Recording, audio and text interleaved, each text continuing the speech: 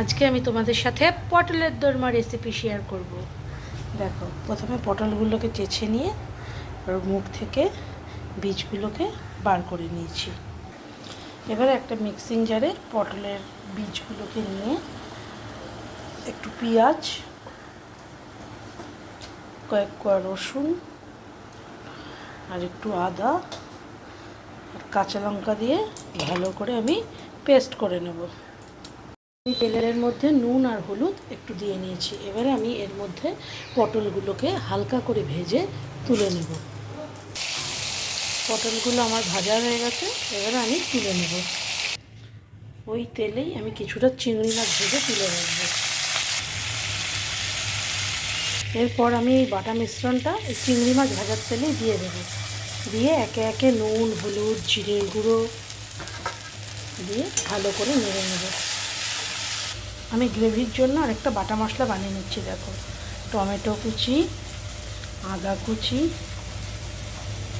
কিছুটা রসুন আর কাঁচা লঙ্কা দিয়ে একটা পেস্ট তৈরি করে নেব।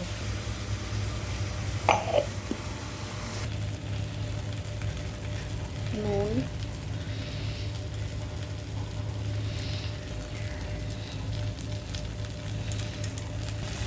আমি এর মধ্যে একটা ম্যাশ করে একটা আলু দিলাম আর সামান্য চিনি দেব, খুবই সামান্য।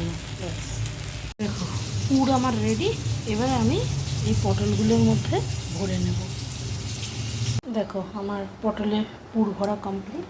এবার আমি কড়াইয়ে সাদা তেল, না সর্ষের তেল দিচ্ছি, সাদা তেল নয়। এই তেলেই আমি রান্নাটা পুরো করবো। এবার এই গরম তেলে আমি গোটা গরম মশলা ফোড়ন দিচ্ছি। এবার আমি এতে বাটা মশলাটা দিয়ে দিলাম।